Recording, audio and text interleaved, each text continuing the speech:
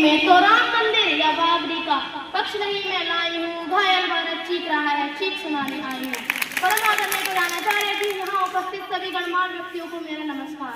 मैं 90 शर्मा कक्षा 11 की छात्रा हूँ और आपके समक्ष अपने कुछ विचार प्रस्तुत करना चाहूँगी।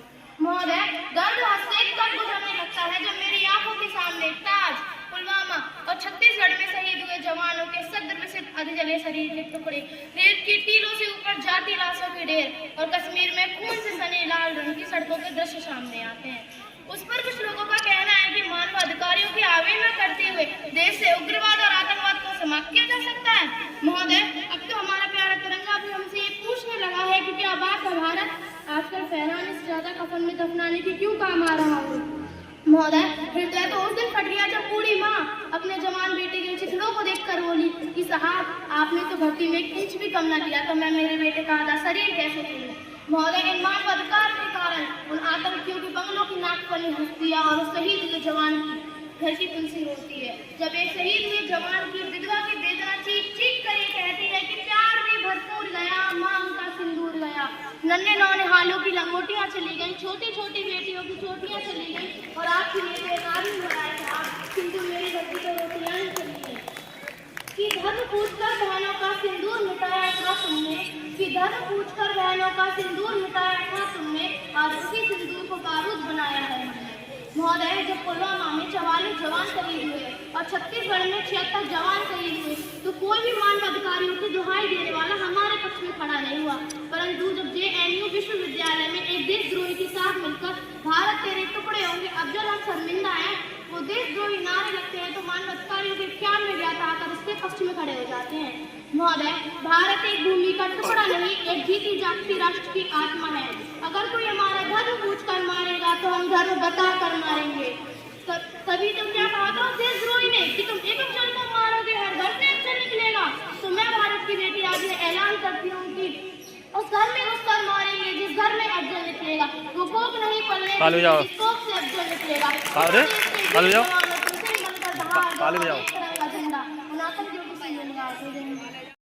आतंकवाद देश की एकता और अखंडता को खतरा। आतंकवाद शब्द की उत्पत्ति आतंक से हुई है, अर्थात आतंक फैलाने के उद्देश्य से किए गए कृत्य को आतंकवाद कहा जाता है। The term terrorism forms by two words, terror and ideology. Terror means fear and ideology means quarrel or belief. Hence, chaos in society by spreading the fear or belief in spreading the fear is called terrorism. आतंकवाद पूरी तरह से हिंसा पर आधारित एक गतिविधि है जो देश की एकता को कई तरह से भंग करता है। सबसे अहम है लोगों के मध्य मतभेद पैदा करते हैं। आतंकी गतिविधि को लोग देश में शांति व प्रेम से रहने वाले लोगों के मध्य जाति, धर्म, क्षेत्र, सीमा इत्यादि को लेकर आतंक पैदा करा देते हैं, मतभेद पैदा करा देते हैं, जो कि धीरे धीरे करके देश को खोखला करता चला जाता है। कई जगहों पर धर्म के नाम पर दंगे, बम विस्फोट, धर्म के नाम पर इत्यादि सामने आते हैं। ऐसा करने से इन धर्मों को मानने वाले लोग एक दूसरे के दुश्मन बन जाते हैं और एक हिंसा के मार्ग पर दौड़ते हैं। लेकिन इन्हें ये नहीं पता कि धर्म तो आपस में बैर रखना सिखाता ही नहीं। चाहे आप कोई सा भी मतलब कर देख लीजिए, यदि ये बात सभी लोग समझ लें कि आतंकियों का काम ही है कत्लेआम करना, लोगों को आपस में लड़वाना, अगर हम सब लोग एकजुट हो जाए तो कोई भी ताकत हमारे मध्य में मतभेद करने पर मजबूर नहीं कर सकती। अपने अपने नजरिए की बात है। नाटक करने वाले आने वाले महासम्राट को लेकर था, क्योंकि बाकी के लोग बस देश का रखवाला ही समझते रहे। ऐसे अलग विचारधारा के लोग हमारे देश को ऐसे सुशोभित करते हैं जैसे भीड़ पका के फूल किसी बात को। अगर एक सोच पूरे देश की हो जाए तो देश को तोड़ने के बारे में सोचने वाले हैवान ये कुछ भी नहीं कर पाएंगे। लेकिन दुर्भाग्य, सब कुछ जानते हुए भी ये लोग आपस में लड़ते रहते हैं। जिसमें आतंकवाद देश के लोकतंत्र को कई और तरह से नुकसान पहुंचाता है। सबसे अहम है लोग आतंकवाद देश के लोकतंत्र को कई और तरह से नुकसान पहुंचाता है। अगर देश का लोकतंत्र कमजोर होगा तो जाहिर सी बात है देश भी कमजोर होगा। जैसा कि दो पंक्तियां हैं कि बात करके लगा दिए पैबंद, कि जात धर्म में बात करके लगा दिए पैबंद, लोग बने हैं खून के प्यासे, बातें हो गई बातें हो गई। ऐसा नहीं है कि आतंकवादी एक दम आतंक फैलाने से कर देते हैं। व्यवस्था के चक्रियों को तोड़ना कोई आसान काम तो नहीं, पलक झपकते ही पूरा हो जाए। ये अपने नेटवर्क का धीरे धीरे विस्तार करते हैं और समय आने पर साल तबाही मचा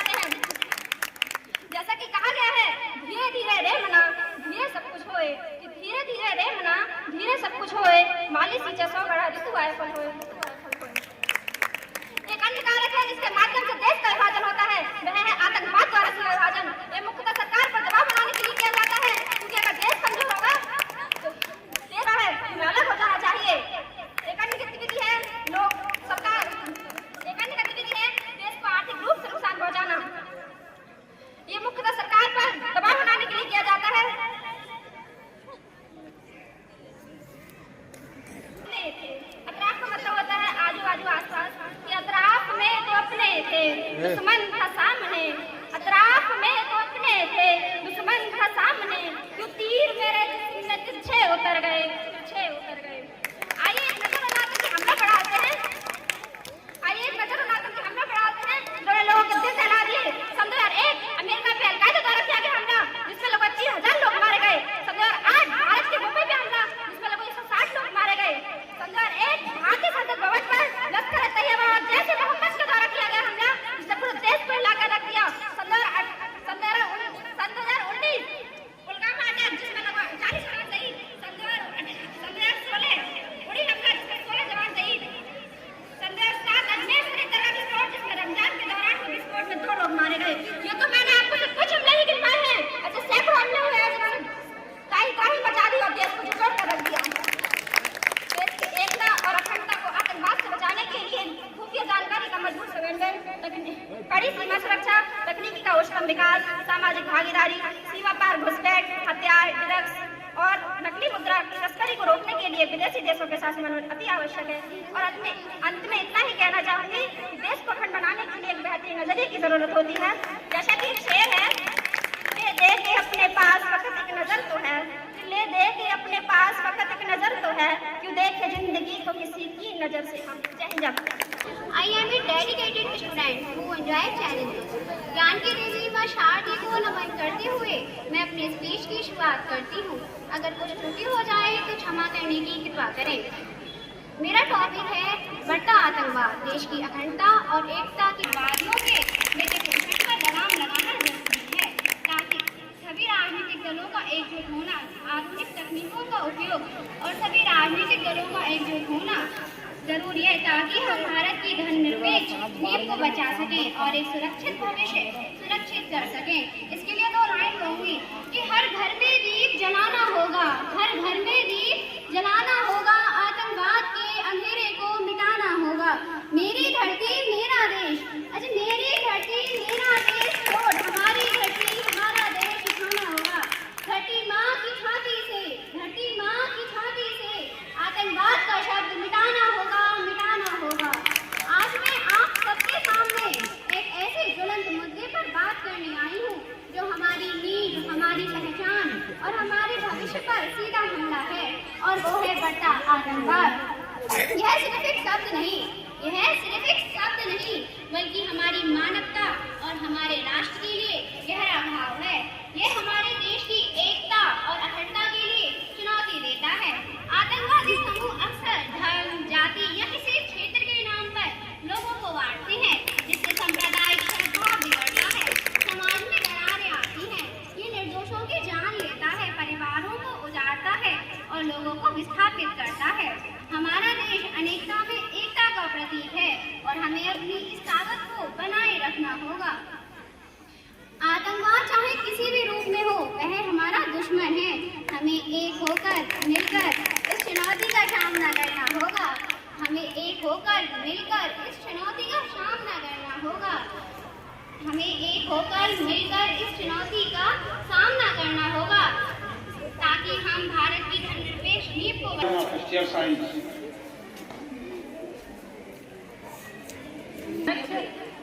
आतंकवाद देश की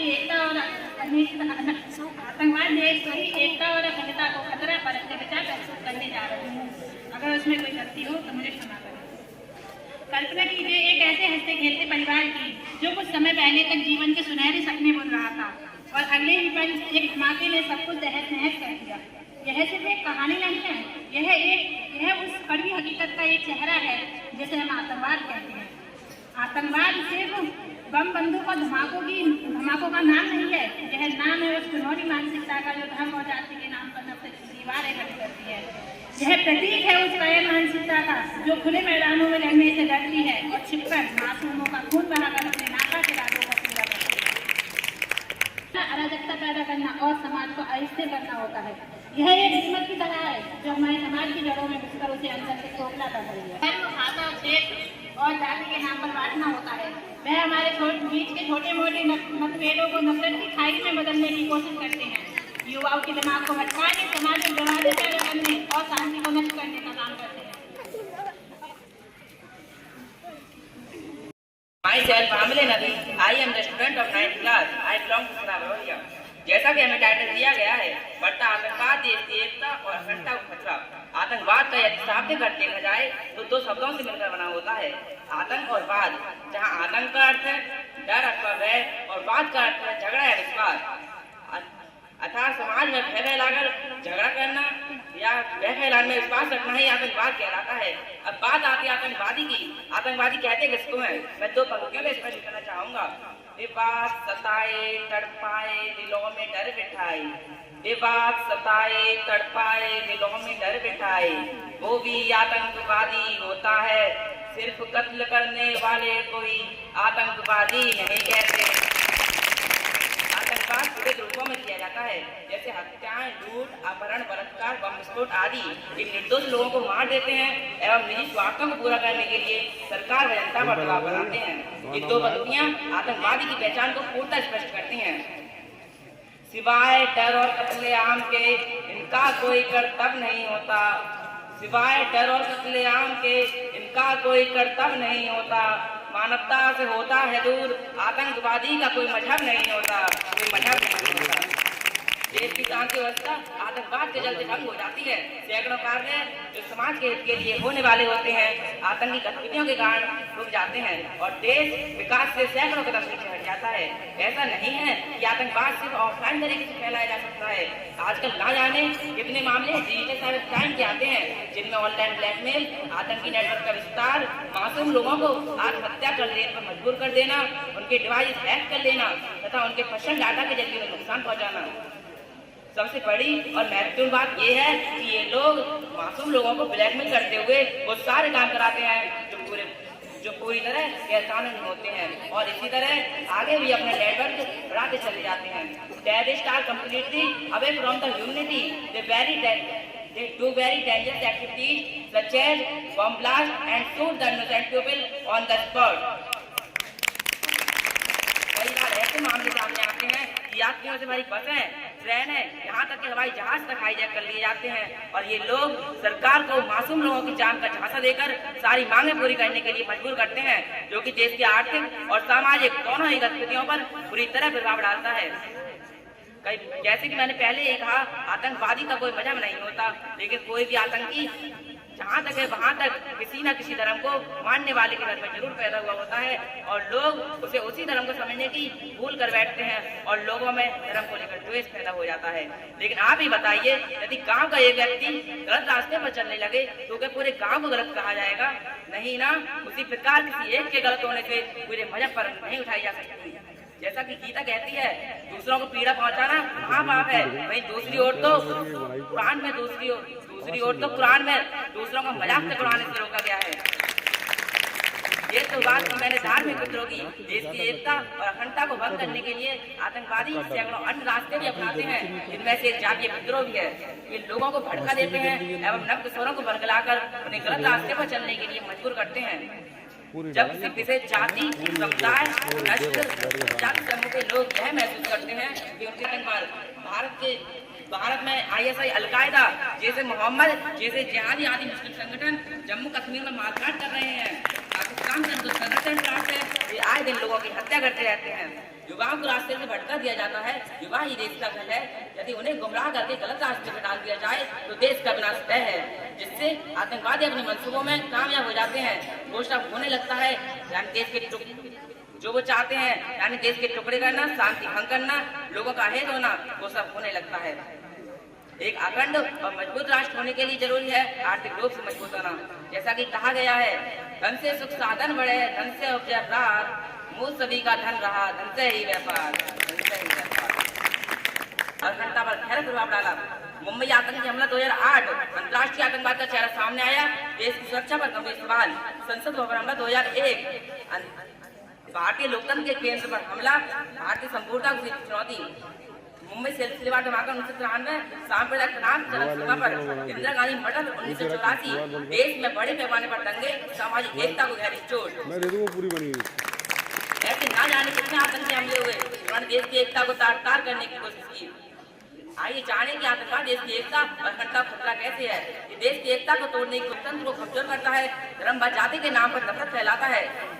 आपसी भाईचारे को नुकसान पहुंचाता है, आर्थिक प्रगति को बाधित करता है, वह देश में अंदरूनी मतभेद को बढ़ाता है। भारत ने मुंबई हमले को देखते हुए एक राष्ट्रीय अभिसूचना एजेंसी का गठन किया है।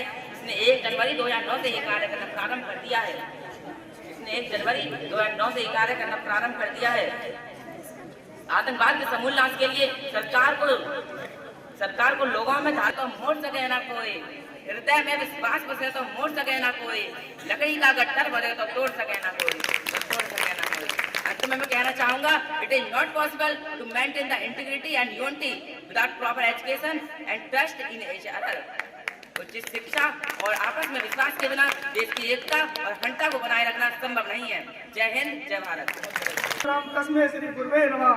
आदरणीय प्रधानाचार्य महोदय, आज आइए अतिथिगण एवं मेरे भाइयों बहनों, मैं आपके सामने आतंकवाद देश की अखंडता और एकता के ऊपर, आतंकवाद देश की अखंडता और एकता के खतरा के ऊपर एक भाषण बोलने जा रहा हूँ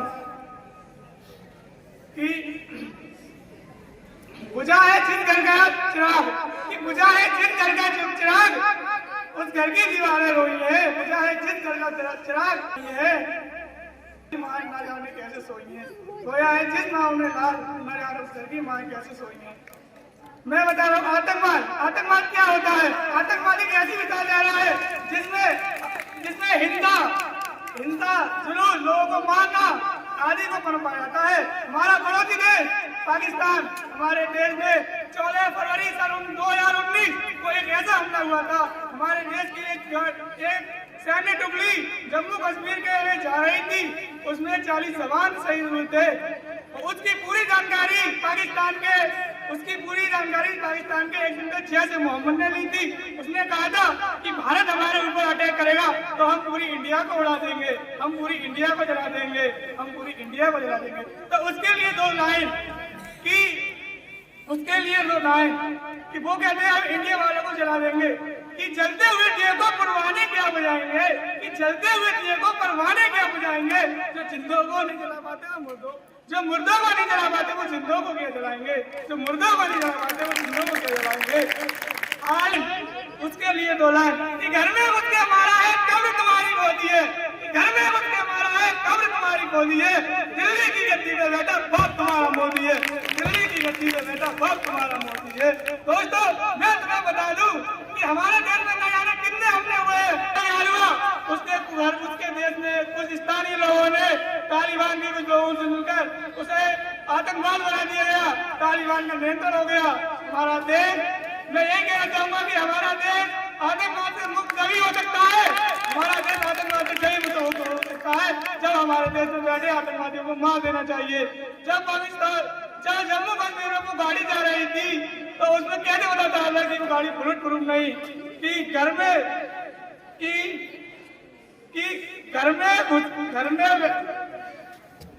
वो बैठे वो छुरी बगल में रखते हैं तो मार दो ना उन दोषी को।